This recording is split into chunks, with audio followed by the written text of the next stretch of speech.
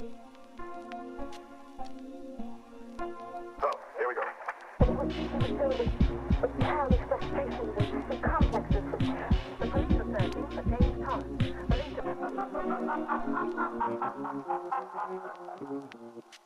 Hello, hello, hello. You're listening to Midnight Movie Gang. It is 9:21 p.m. Night Movie Gang. For those of you just tuning in, this is a show where we talk about kind of cult genre cinema, so like kind of horror, sci-fi is the primary focus. But we're just some lads who like to watch movies, and talk about them. My name is Elsie Hines. If this is your first time listening, I'm here with my buddy Joseph. Ew. And my good friend Rion here as well. Howdy. Rion's first time on the show, first time guest. We've got the movie playing that we're talking about right now. As it just continues to cycle on. Yeah. Whenever we're seeing one of the most iconic scenes.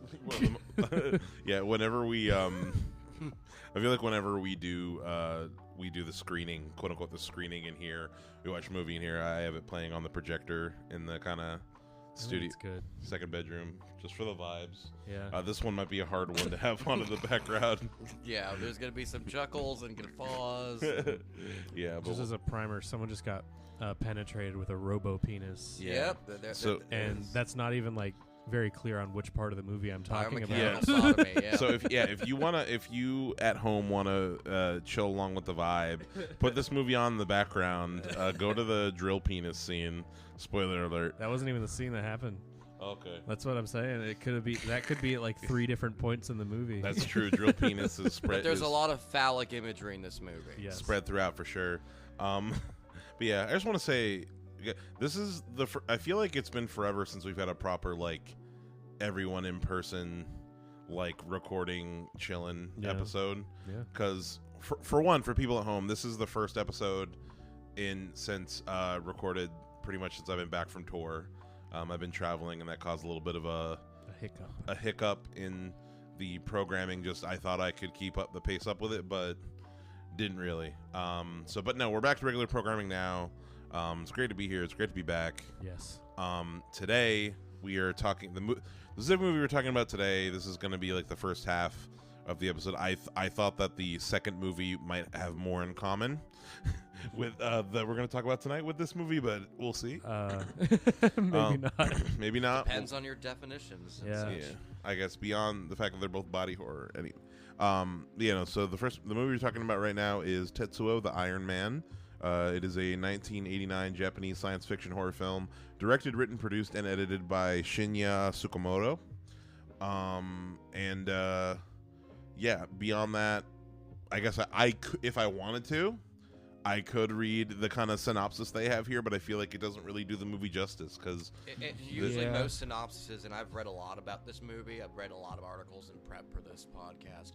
They don't you're describing very kind of like rote details. Yeah, it's like that's a lot of art films. Like if I think the first time I watched Mad God, I looked up the synopsis just to like, did I like understand this fully? And the synopsis is usually just what happens on screen is written out on the Wikipedia article. It really is trying to describe the plot of this movie is trying to apply an exact definition to a fuzzy process. Yeah. But before we get into, I guess, the elements of the movie we want to talk about, Rion, you brought this movie to us today. I wanted to ask, what's your history with it? Tell us about the first time you saw it, like what it means to you. Like, how do you tell us about this film? Well, it's very storied, just like the storied background in the film's creation. Saw this years ago, my late teens, when I was getting really into a lot of, industrial music, avant-garde art, experimental cinema, and this was definitely one of those rites of passage. Like, if you're into all these kind of esoteric things, you've got to watch Tetsuo the Iron Man. And of course, I'd seen some of the kind of touchstones for Tsukamoto's influence in making this movie, like David Lynch's Eraserhead, the early films of David Cronenberg. And I one day just sat down with a DVD copy of it, and it was just kind of like, whoa. And not only that, going to concerts, going to nightclub events, and seeing Tetsuo projected on the wall And that's the beauty thing about it, is that it's such a textured movie. You can project it on any surface, and it sits really well with high energy music of any kind. Big time. No, absolutely. This movie very much is. I can definitely just see. How do I put it? It's like a music video. It is like a music video. I could see this movie being projected on like the ceiling of some like exhibit, like with you know what I mean? Absolutely, absolutely. Like junkyard art exhibit. Exactly, it's some weird high-end art installation piece. Yeah. You know. 100%. It very much has that kind of vibe, and I know it was into something weird when I was looking up stuff about this movie and like kind of preparing it tonight. I was scrubbing through it a little bit, like while I was getting it ready to project. And yeah, like I said while we were watching it, I knew this was going to be weird, but I didn't expect it to be this weird. When I usually prime people when I show them Tetsuo, it's like, I don't know what your definition of intense or strange or off-putting or extreme is, but this movie will definitely test whatever threshold. Yeah. 100%. This movie keeps the pressure on pretty much the whole time. 100%. Yeah, I think the only... Like, I had not heard of this movie before, but something that immediately I'm kind of just thinking about as far as like what I'm bringing into my own viewing of this, as far as like, I feel like within the last year or so I've been consuming a lot more Japanese cinema. Usually like older than this, usually just on the Kurosawa kick and the samurai kick. Yeah. But also just kind of like looking back and thinking on like other like content that I've like seen from this culture, and I'm thinking about the thing that I was thinking about most while I was watching this, but the other movie I was thinking about like a lot while watching this, and this may be me just like not having enough cultural touch points to like kind of connect to. But if you're doing so, it's just still valid. So yeah, I was thinking a lot about Akira. Just Tsukamoto mentioned that when Akira came out in '87 and this came out in '89, he was like, I liked the original comic. I saw the movie and I liked the whole biomechanical body horror, crescendo at the very end of the movie. So he drew in from a lot of sources. It's he had no bones like saying, it was inspired by this. That's great. 100%. Like I feel like there's a through line in this and in Akira that like I definitely, and I feel like I see a lot in terms of like this kind of content just about humans augmenting themselves physically and like technology, like feeling this feeling of like technology taking over our lives. Yeah, slowly. I definitely got that from the very beginning of this movie. It's like this feeling. Well, the thing is Tsukamoto mentioned that he grew up post-war Japan, and he always grew up in the city. And for him, he was always used to like these claustrophobic, urban environments. And I remember reading an interview where he said he was jealous of kids that lived out in the country. Yeah. Because they could go out hunting and fishing and, camping in the mountains. And what does he do? He just has to go to Yeah, this movie is very effective in communicating that feeling of just like, God, I just cannot get away from all this inorganic shit. I'm just like constantly surrounded by like technology and concrete and machines, and I just it's stifling. It's suffocating. Have y'all seen the film Sasquatch Sunset? Not yet. No, I've heard of it. There's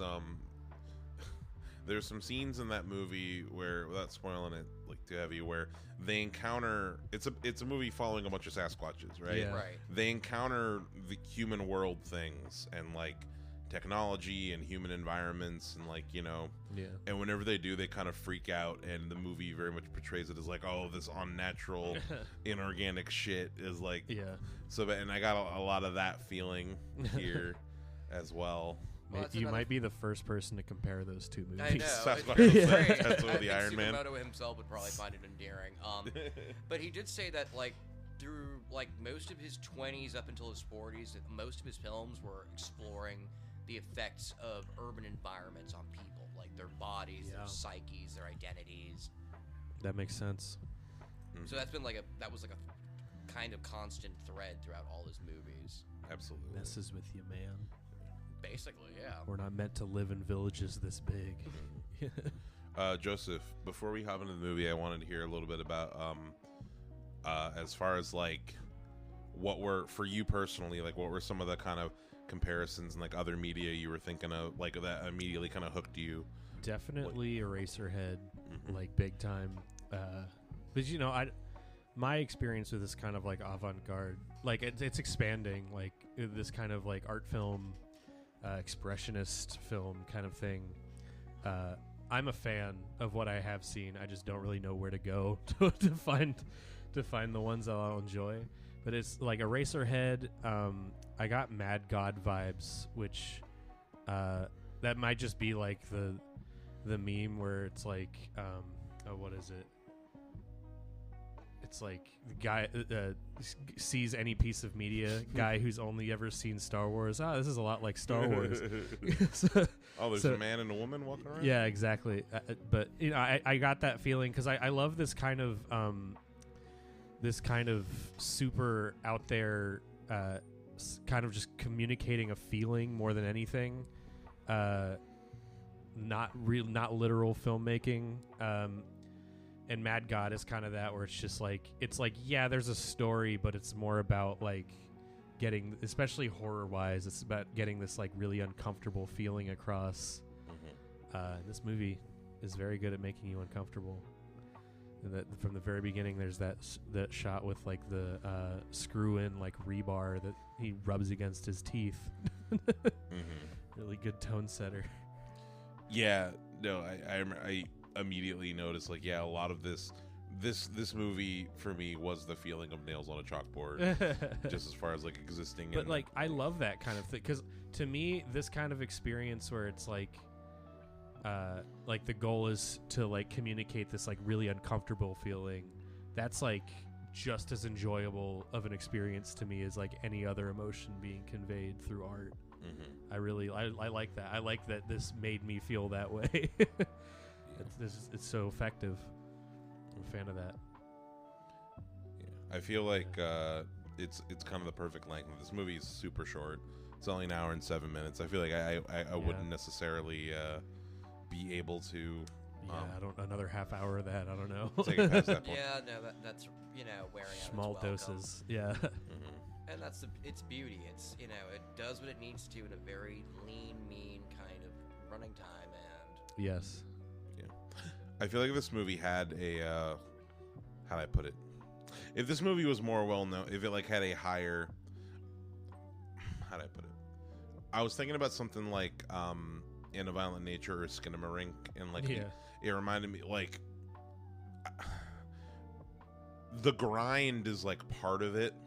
Is what I think what I'm trying to say, as far as like there's like the fact of like there are some shots and there are some sequences, ideas that are just kind of like you're banged over the head with, as far as like they really want you, like, even though there is like a lot of very fast-paced moments in this movie, I feel like there's also a lot of scenes where like they want you to sit with this super uncomfortable image for like a long time, Eraserhead. Yeah. And not only that, it's like a constant barrage. It's like these fast edits, these undercuts. Yeah. No, it's unrelenting. It really is. It's very intense. Yeah. So at this point, we'd usually start going through the specifics of the plot of the film, which isn't necessarily something that I think is super possible. Yeah, this is going to be more like us just describing some things that happen in the movie. I mean, one really... I hate to do it myself, but I guess a really crude, summation of the movie could be Kafka-esque nightmare in which a Japanese salaryman becomes a biomechanical heap of living chaos. Yeah. Yeah, it's kind of, like I said, like it's kind of like Metamorphosis, but inorganic. Yeah. And it's really metal. and it's set just before the Japanese bubble economy in the 80s burst and ushered in the lost years. Okay. So I could tell that the movie, in hindsight, learning a little bit about Japanese history, it was tapping into that anxiety, like the economy's going to burst at any moment. We're fucked. That's interesting. There's a little of that undercurrent, I noticed, especially with the main character, Tetsuo, being just that he's a salary man. Yeah. So is a salary man just like kind of like a base thing? Is it just a businessman? It's just kind of like your basic 9-to-5-er. Okay. Your office drone, Gotcha. Like that's the kind of vibe we're going for. Right. Yeah, I guess I want to ask as far as like, how does this movie start? I guess is the best way to say it. Like, what are some of the because I feel like this movie definitely ramps up. Yeah, like it gets more abstract and Yeah. more crazy and kind of more weird as it goes. And like I want to ask early on, like what are some of your in the first third of this movie? I'd say like the first section, like what's some images that like stick out in your Yeah. mind? Like what's the feelings you're having? I guess the part, I think it's when he's like infected with like whatever's going on with him. He's shaving with his like electric razor, and it there's like just like this a little metal pole, little fucking thing in his face, and it's like I've had like metal shavings in my hands before. Oh yeah, and it's like for some reason it's like a real like skeeves me out thing. So this shot he's got it in like his cheek, and it's just like this little tiny metal thing, and like I'm like that's the first time in this movie I was like really like, whoa, this is affecting. And he reaches for it and it touches it, and it just like bursts in like blood, like this like a horrible like blood blister. And that happens a few times in the movie. I think that's really like, for some reason that's especially gross, just like touching something on your body and it just bursts into blood everywhere. Yeah, I think even earlier than that. Sorry, go ahead, Rian. I think, it's kind of earlier. It's with Tsukamoto's character, the metal fetishist, where he's doing that weird ritualistic, setup in that warehouse, and he starts inserting metal into his thigh. Yeah. I thought that was And sick. I remember seeing that first, like, okay, this is where this movie's going. Yeah. And then right when he just rams it right in and blood spurts, I was like, oh, yeah, this movie's definitely going there. This is how it's opening. Yeah, and you realize, like, wow, I think we're past the point of, like, self-harm or BDSM. This is something more This is extreme. Yeah, this exactly. is extremely uncomfortable. And, right, it's uncomfortable to watch it, and also you realize, like, this guy's doing it for, like, sexual gratification. It's like like a weird kind of rite, a passage that he has to kind of endure. Big time. Yeah, no, really, really crazy stuff. I was gonna say as well, like as soon as I saw that scene of him putting the metal the like piece of rebar into his leg, I was like, yeah, no, this is gonna be a crazy ride because it that's definitely is. Once you see that, you're like, okay, there's no turning back. Sets the tone. That's where we're starting. I'd say just looking at the synopsis on Wikipedia, this first section is I feel like it's kind of broken off by him being chased by the T-1000 woman. Right, the other salary woman that's infected. Yeah, who's infected with the metal corporate disease. Throbbing gristle. And at some point, it seems like band name. It seems like we're supposed to think that it's a dream because he wakes up next to his girlfriend in bed, and he has a dream that he's how do I put it? There's a sequence where it seems like it's a dream sequence where he's dreaming that he's being sodomized by a woman with a metal snake penis. His girlfriend, essentially. His girlfriend with a metal snake penis. She's got like a robo strap on with like. It's prehensive. It's like it moves around, and he's like bent over, and we're like, oh god, she's gonna put that in his ass. It's like a Doc Ock arm, and then that happens. Yeah. Shortly after, and that's what we were watching is when this podcast started. Like I said, I've shown this movie to people in the past, and I've given them that warning, like, this may make you uncomfortable. Yeah. That's kind of the idea. And they don't think it until they get to that point. Among other scenes, they're like, yep, this movie went there. I feel like as far as like this is the part where I was really starting to feel a lot of the Evil Deadness of it. Not even just in the sense that like there's not almost identical. There's a scene where a tree rapes a woman in the first Evil Dead. Right? Yeah, no, absolutely. That definitely happens. And there's just a lot of similar imagery as far as like the tendrils and like things being pulled, and like the I feel like something that like a lot of, how do I put it? I feel like there's a string of content that's about possession and about loss of control and loss of identity that like really has to takes the angle of, you know, the thing that one of the things that's so scary about these kind of things, about being possessed and like all this stuff, is the idea of how much of a violation it is. Yeah. Right. And like I feel like one of the ways that Shorthand. yeah, shorthand in the genre is to like, well, yeah, like what's more violating than being sexually assaulted? You know what I mean? Yeah. Right. We were drawing comparisons between this movie and Alien. Yeah. Where Alien is kind of about rape. Specifically male rape too. Yeah. Yeah. And this movie is like, it's taking not just like the biomechanical like design principles, but also just the idea of kind of losing your autonomy. Yeah, to the extreme. Into it's taking that to the other end of the spectrum, like all the way. Yeah. Not necessarily. How do I put it? I was gonna say this movie isn't subtle, but I guess like if I was going into it more blind, I probably wouldn't have, like, because I knew some of the bit, because like leading up to this and looking up stuff about this movie, I saw people talking about similar films, and like all of the similar films are the movies we've been talking about. Right. You know, so yeah, I feel like if I went into it more blind, like I don't know necessarily if I'd be picking up on as much. I kind of just be like, what the fuck? And it's I went into this completely blind. Yeah. Yeah.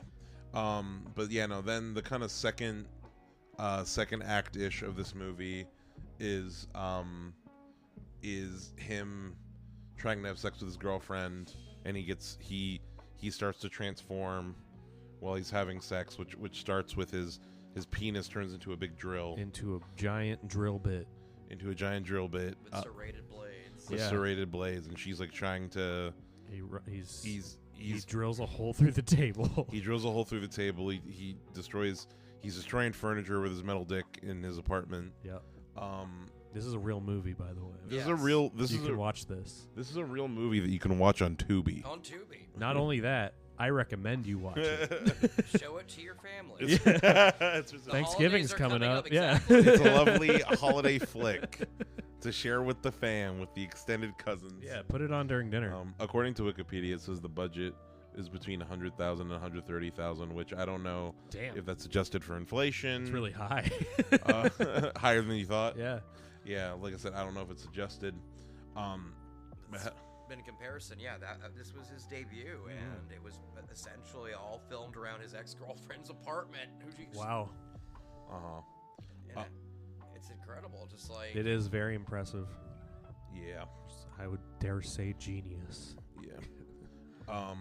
During this scene, he kind of transforms into a crazier creature. Yeah. I'd say, like... starts to lose his mind a little bit. And he goes after her. Shades of the Fly Happening here, but for sure. You know, we already mentioned metamorphosis. Connection, yeah, big time. Well, you can see like this like slow transformation from man to machine. Yeah, ain't slow in this movie. Yeah. So she eventually stabs him in the neck. This says that he doesn't die, but he falls asleep, and I guess while he was sleeping, his girlfriend impaled herself, killing her with a drill. And there's a lot of blood splatter in that scene. It's a really visually striking scene if you can stomach it. Yeah. And then, God, the next part of this movie. We said we weren't going to try to recap it. Yeah, no, we're really not. But the rest of it, I feel like it gets pretty, not nonsensical, but there's just more metal gets thrown on screen. It's kind of amps up the intensity as it goes. Yeah. Which is hard to believe. I guess the closest thing I can say is like in this last third, it's like an anime battle. Yeah, exactly. It kind of gets Dragon Ball Z-ish a little bit. And I will say this: I was impressed by like, it was fully giving me.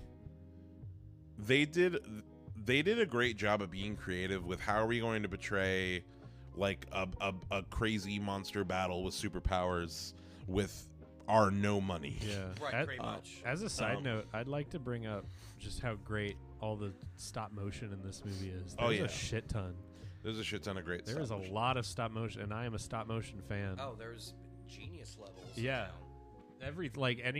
Anything that moves on its own is stop motion pretty much in this movie. Lately I've been working on this, video project, or a music release, Yeah. and it's just funny. I just think to myself, here I am painstakingly editing these clips together back and forth, and then I watch something like Tetsuo, and I'm like, Tsukamoto didn't have any luxury of what you have. You're griping about your laptop is done by hand. Yeah, we've got digital film now. Right, we've got all Exactly. the software. Got for as much footage as we want. As we need. Yeah. Yeah, no, it really is. Yeah, no, it really is like a technical marvel for sure. And going back to your saying how it reminds you of, anime and the like. Yeah. No, it's deliberately designed to feel like a comic book too. You can see the speed lines and the zipatone shading. Yeah, a lot of it happens like 10 times in this movie, but someone is standing still and moving really, really fast through. Like they're not moving their body, but they're moving really fast through the streets of Japan. Yeah. No, it's really well done. I just thought it's a really creative way to show like a monster battle like that. Yeah. And I just found that really impressive. Yeah, and then it's like a big metal face blob at the end. Oh, look, the mechanical cat. Yep. And they drive around and they turn the world into metal pretty much. Good for them, Yeah. A genuine metalocalypse. Yes. Yeah. I guess. Well, I'll just ask you guys the prop question. Good ref. Might be tough. What prop would you want to have from this movie? Do I get to go first, please, God? Joseph, go first. I want the drill penis. I want the full mechanism of the drill The penis. full mechanism that spins. I'll be wearing that for Halloween and getting arrested for public indecency. Yeah. Rihanna, what about you? It's a toss-up between the malevolent biomechanical gay pride float. at the end. Hell yeah! Oh, that was one I was thinking of too. We can't explain what that is. You're just gonna have to You're watch gonna have the to movie. see Yeah. Or one of the assimilated cats. Oh yeah, I forgot about the cats. It is holding an Uzi though, just so not the cat, but the float. With the True. float. Yeah. The float is. Just watch the movie. It's like an hour long. What are you doing with your What hour? are you doing with your life, Come right? on. Yeah, it's only an hour. You'd rather look at your phone for an hour. This is DIY filmmaking genius. Yes. Yeah, no. You're more missing respect. out if you don't watch it. More respect for this than an hour of TikToks for sure. Big time. Yeah. As far as a prop from this movie, you kind of took literally both of what I was gonna do. That's why I went first, baby. He's looking at the screen at trying the to find screen. trying to find a prop. I want someone's horn. I don't know. Someone's. You don't want the big tube strap on? Oh wait, no, that is a good one. What about the biomechanical bouquet? Yeah, there you go. Oh yeah, the flower bouquet. No. I want the robot snake dick from the Okay. nightmare Snake sequence. dick, okay. The We're robot taking- snake. Both robo dicks are being claimed. Both robo dicks have been claimed from this film. Synthetic phallus. Yeah. Yeah. Another good band name. Oh, yeah, Rion. You said that there was like some story behind because I said I feel like this director's working through some shit. Well, like I was saying, it was him just dealing with the angst of being in, Yeah, okay.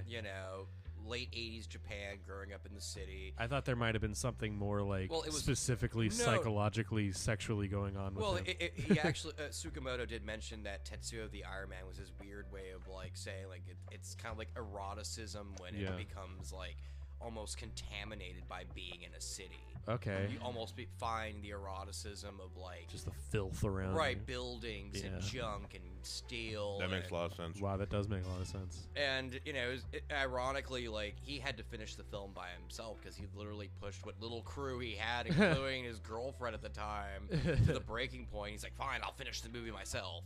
It would be difficult to explain to a crew what your vision is for this movie. And the fact that they were using his girlfriend's apartment to film half of this movie. Yeah, and they probably made a fucking mess of it too. Oh, yeah. Looking at this movie. She was probably not happy. Just again explaining the claustrophobia and Yeah. the tension, Big time. That's a big element. That's something you said that you felt a lot, Elsie. The sort of feeling enclosed, which fits the theme. No, I felt constricted. I felt which is. There's a scene where the guy's trapped behind plastic in a body bag. Oh yeah. Yeah. Fits. But that kind of just uncomfortable, I can't move all the way kind of feeling. Yeah. Yeah. Don't you guys want to watch this? Yeah, no, but folks at home, check it out on Tubi. Check it out. Really, the only thing I can ask you is let us know What's what you your think of Tubi it. rating for this? In all actuality, I don't recommend children watch this film. No, no. If you're a young listener, stay in school. Yeah, what are you doing? Why are you listening to us? Yeah, why are you listening to us warped adults? According to the YouTube demographics, there are some people 17 and under who listen. Gross. I cannot. I choose not to believe that. I recommend that you don't watch this movie, but if you want to, go ahead. Be forewarned. Yeah. It's gross and it's for adults. Yeah. Why don't you go play with Legos or something? Yeah. Usually this is the part where we kind of say our goodbyes, but in our little social media tags, but we got a second half to do. Yeah. We're about to record our commentary for The Fly 2. And then we're going to have a little conversation about it. You'll hear that part for free. But if you want to listen to our commentary of The Fly 2 and watch The Fly 2 with us, sign up for the Patreon. Give us money. Gotta give us money. Sign up for the Patreon, $5 a month. Check that out. Probably not making the patrons happy because this that we're about to record is supposed to be our October record. Sorry. Sorry, guys. Life happens. Life does happen. But thank you so much for listening to this part. Stay tuned and hang out with us to talk about The Fly. See you. Love you. Bye. Bye. Howdy. Bye. Be descend. I mean, Hello. Sorry, I've just been my voice. Hello, gang. We just finished watching The Fly 2. If you're listening to the episode, we went You from gotta talking. start with your first hello. You gotta leave that in. I will. Hello, it's me, The Fly 2. It's me, the fly too. Yeah, so we just finished watching The Fly 2. If you want to listen to our commentary track of it and watch along with us, please check out the Patreon. It's funny, I promise. Yeah, no, I can say with this somewhat certainty that watching this movie with our commentary track will be significantly more entertaining Oh yeah. than just watching the movie itself. I would have killed myself. Yeah, if 'cause- you weren't able to talk during this. Yeah, no, we had a fun time making fun of it, but yeah. So anyway, so The Fly 2 is a 1989 science fiction horror film directed by Chris Wallace. Chris Wallace, who is an American special effects artist, makeup effects artist, film director. Yeah, he's best known for his work on The Fly, in which he won an Academy Award, presumably for best makeup. He is no Cronenberg. And he, as a filmmaker, he's no Cronenberg, but we'll get to that real quick. But basically, yeah. So, we're gonna go this. So, if one of y'all want to take, like, if somebody came up to y'all on the street and asked you what is The Fly 2 Electric Boogaloo about, like if someone wanted to watch it, what would you tell them? I'd say imagine The Fly 1, but everything is less interesting, and the direction isn't as good. Yeah. And also, it takes place mostly in one location. That's also very boring to look at. Yeah.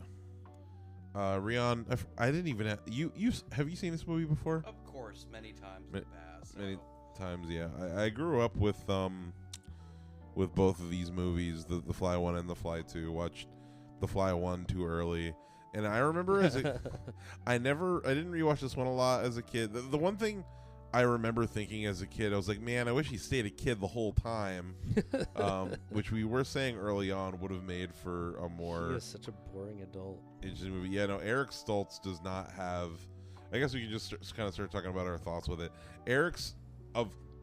We're gonna say nothing about our problems with it, really. Like, in comparing it to the first movie, which, by the way, if you want our thoughts on the first movie, go check out our episode where we compare the 50s Fly to the 80s Fly.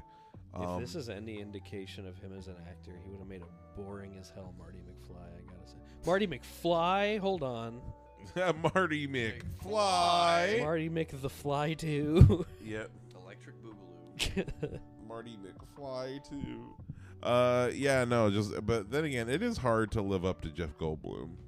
Oh yes. Potentially just like one of the most charismatic actors of all time. It's almost like the sequel maybe it shouldn't have been made? Yeah.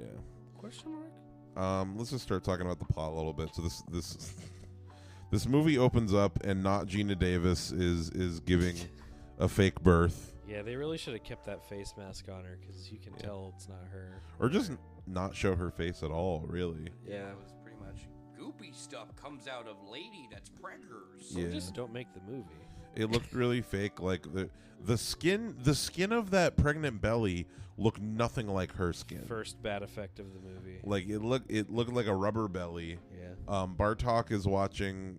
Bartok, who's like the head of the evil company in this universe. Old man Bartok is watching. Old man Bartok. She gives birth to a baby chicken nugget. It does, yeah. A bit, which what we were saying we were watching. Piece of orange chicken. What was it to say? Yeah. Szechuan chicken. Yeah. And there was a seemingly normal baby inside. And this baby turns out he's Jeff Goldblum's kid. So technically he's a quarter fly. If Jeff Goldblum was half fly, half man, then this kid's a quarter fly. Yeah, which makes him less interesting. Yeah, exactly. Like all the fly stuff. And also, he doesn't look like Gina Davis or Jeff Goldblum at all, really. No, he doesn't. Like none of that. Doesn't look like he's related to either of them. No. He got all the fly genes for his looks. Yeah. Because of the fly genes, he has an accelerated growth rate. So like at the beginning of the movie, he looks like he's like about 8 years old, and he's only like 11 months old or whatever. He's a kid genius. But he's a little boy, Jimmy Neutron genius, and he makes a weird Ant-Man helmet. It looks stupid. It does look stupid. It does not look like it was made of just shit that he found. It looks like it was made. It looks like it was a prop from another movie that they decided to put in this movie. Just made more specifically for him. Yeah. Yeah. It's lame. Don't like it. But yeah, we talked about it during the movie, but like, do y'all think that this movie could have had a better spin if they made it about a little kid, the Fly? Like, do you think maybe? Yeah. I mean, my honest answer is that it shouldn't have been made, but if they were going to go ahead and make it, they should have just done what they originally thought was going to happen with the Cronenberg remake. Just make it a splat-stick comedy. I 1,000,000% agree. Yeah. They should, because we were talking during this movie that it has like so much comedic potential, but they ended up just making like a way more boring version of the first. Like they're trying to be too sincere and earnest. Like, no, this movie does not need to be sincere and earnest. Yeah, he's him going through puberty as a fly teen.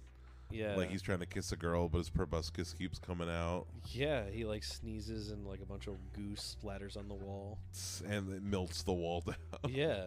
That's funny. Yeah. Do that. No, there's a lot of potential there, but they pretty much did just go like, we're going to make the first movie but worse and on a smaller budget, because like the first one doesn't have that many locations, but there are a few. Like we go to the diner, we go to the bars. Yeah. A little bit. The set direction also just looks better. Yeah, like the sets are set up more interesting in the first movie. Like overall, everything's better. And everything's a lot more, grounded in a kind of plausible, lived-in context versus evil, scary corporation doing nefarious things. How many evil laboratories have we all been to, And that's the thing, like Cronenberg with all his films involve like some sort of agency, institution, corporate, entity of some sort. There's like, okay, this is why they exist. Oh, they do this. They're specialized in this. This is just like Bartok Industries.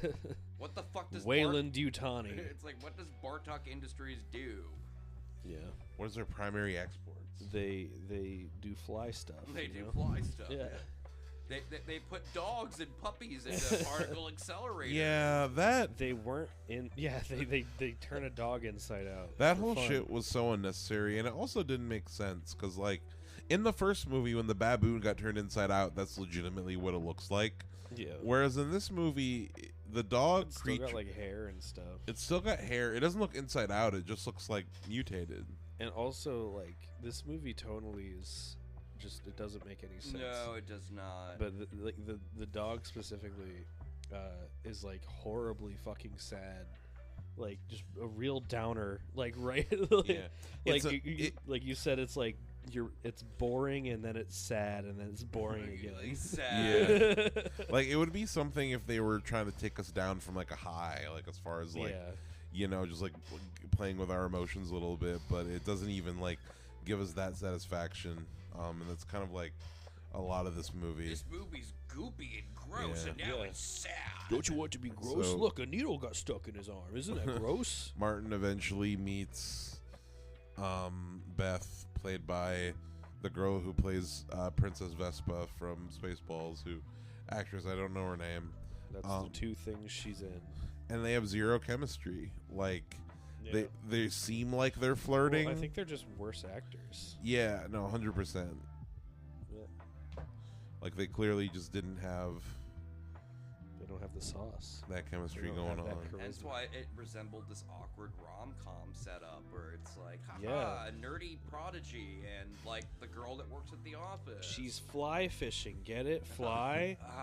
Remember the fly? Yeah.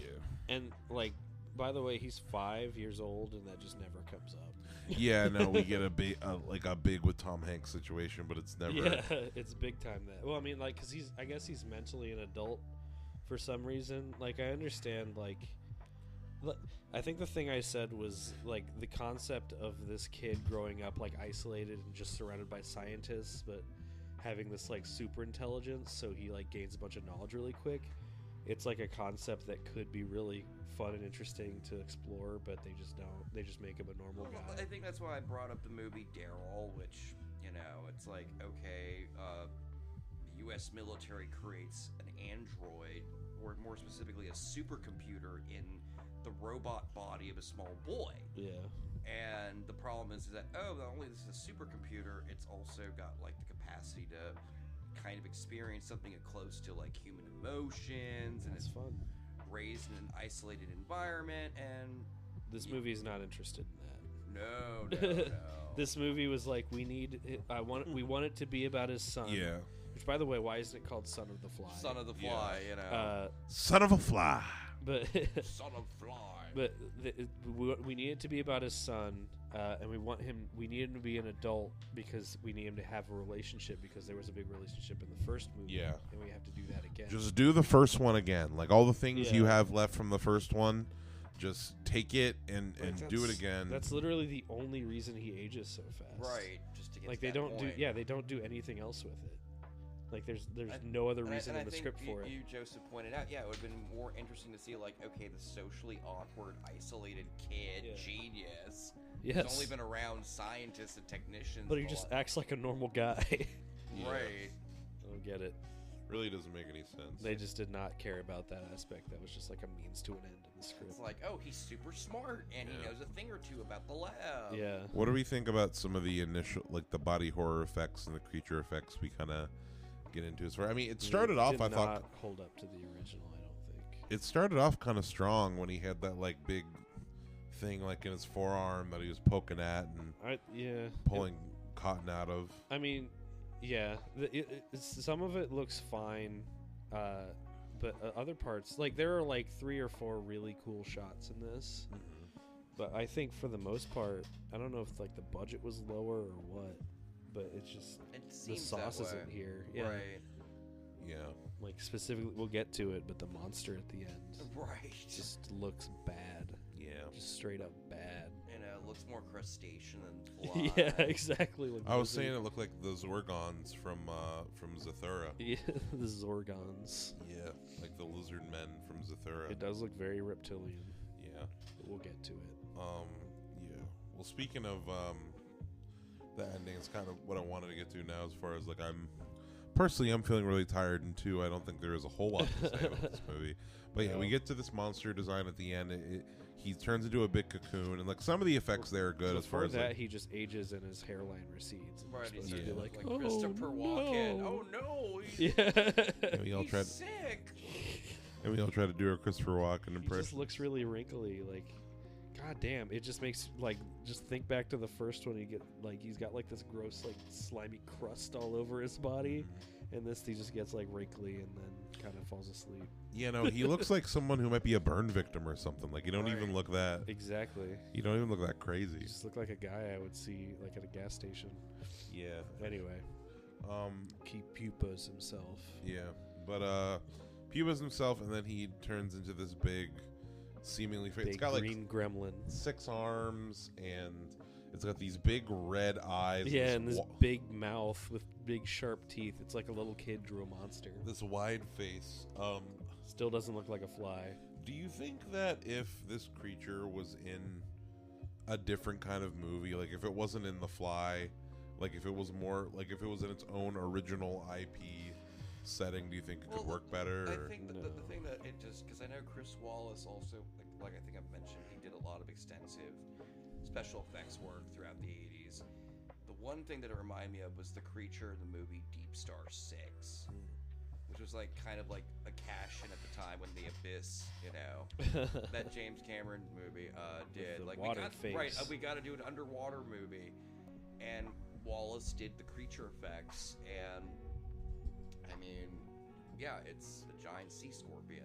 Yeah. And that's what it reminded me of. Like, oh, okay, it's got the similar spread apart eyes and the mandible mouth, and it's just got this like weird cartoony face. Right, but that, like I was saying, at least the sea scorpion in Deep Star 6, I mean, okay, cool. You don't see that often, even in underwater thrillers of any kind. Whereas this is like, this doesn't look like a fly. This looks like, all right, Chris, you got all these leftover monster parts from projects that never really took off. So let's put them together. And I think it does no favors that it's trying so hard to be similar to the first one that it invites that direct comparison. Right, and you can see that the first one is, the effects are just better. Yeah, the effects are better. Sad and weird. They're better implemented. They're better shot. They're paced throughout the film better. There's more like heart to it too. Like the first one actually has like human emotion and like interesting concepts, and this movie just is like, it's a monster movie. It's a monster shit, but also makes you sad sometimes. Right? Yeah. Sit the fuck down and enjoy it. It's not a fun monster movie. It's a sad monster. Right. Even though somebody's face gets melted, you know. Yeah, exactly. They do all this crazy like bombastic like blockbuster horror movie shit at the end. Like, what is the tone of your movie? Yeah, no, like he's kind of sneaking around like a ninja. Like he's pulling people away in the closets. It turns into just like a standard ass monster movie. Like he's not doing at the end of The Fly 1. Like I don't know. He's not picking people off like Michael Myers. I don't know. It's like it completely. Rian, I think you said it. It just completely misunderstands why the first one's good. And well, the thing about that's why I have my issue with sometimes certain films that are regarded as body horror is body horror can explore a lot of depth, complexity, and nuance. Like again, things like aging or vulnerability to disease. Yeah, exactly. And this is just like this kid was born this way, and this was just kind of always going to happen. Right, it's kind of like this was just let's have an excuse to have a bunch of really cool prosthetic effects. Look how goopy and gross it is. Look at the gross blood and the gore. Right, I'm like this isn't what body horror is about. Yeah, it's a big bummer.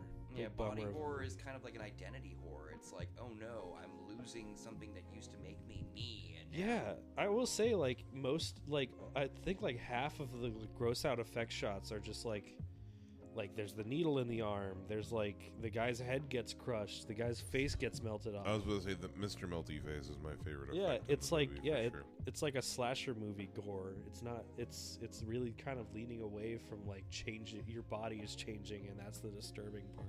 Right, there's nothing you can do to stop it. Yes, exactly. If being big fans of the first one, do you think that you could recommend this movie to anyone who might want to see it, or do you just tell them to stay clear? I'd tell them, no, don't bother. The only way I would recommend this movie is like, look, if you're that much of a completist, by all means, just do not expect the same quality as the Cronenberg remake. Yeah, you're gonna be disappointed. Or even the entertainment value of the original with Vincent Price. It's like, yeah, exactly. Well, yeah, the original is better than this. Like, the 60s movie or the 50s movie. If they did a modern day The Fly remake or what's it called? Remake or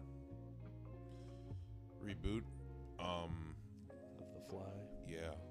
Who do you think would be a good director for it? Jordan Peele.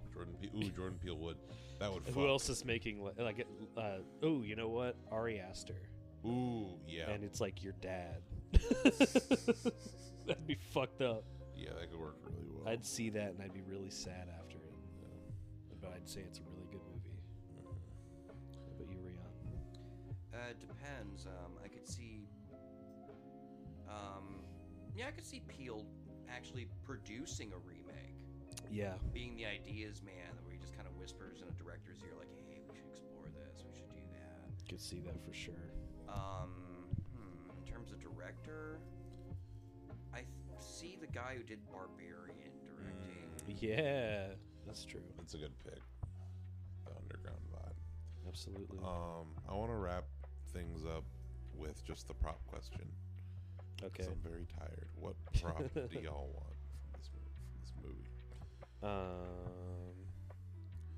Man, what props are there? I've got a few I'm thinking of, but one I really, really want. Okay. I think I know what you want.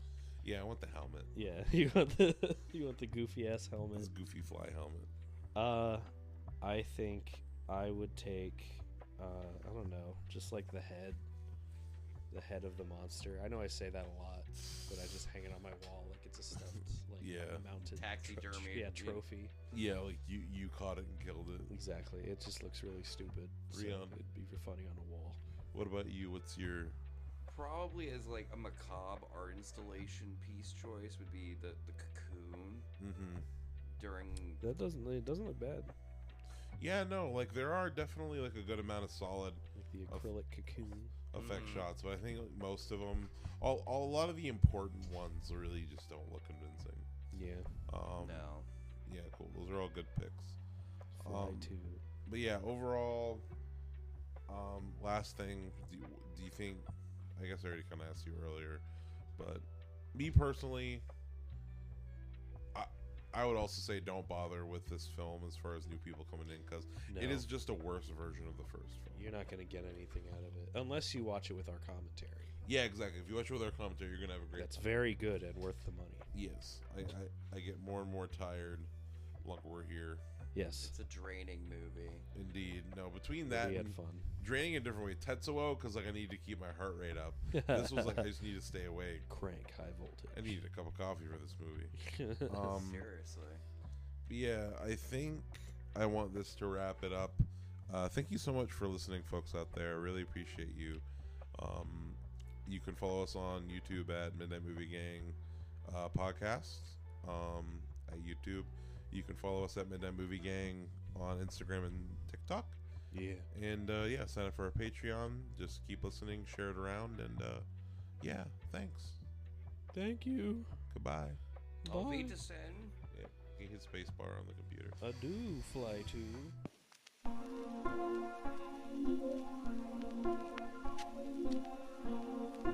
So, here we go. With childish frustrations and complexes which the police are searching for James Thomas, believed to be the lover of Dave Williams, and her partner in the horrible murder of Walter. Grant everybody that I'm here to hold on. Oh, please tell me where this going. Please tell me. Sorry, I don't know. How long is it? How could I got in here? 3 tickets to Albany on 6 o'clock train tonight. What do you think? Special agent, special agent.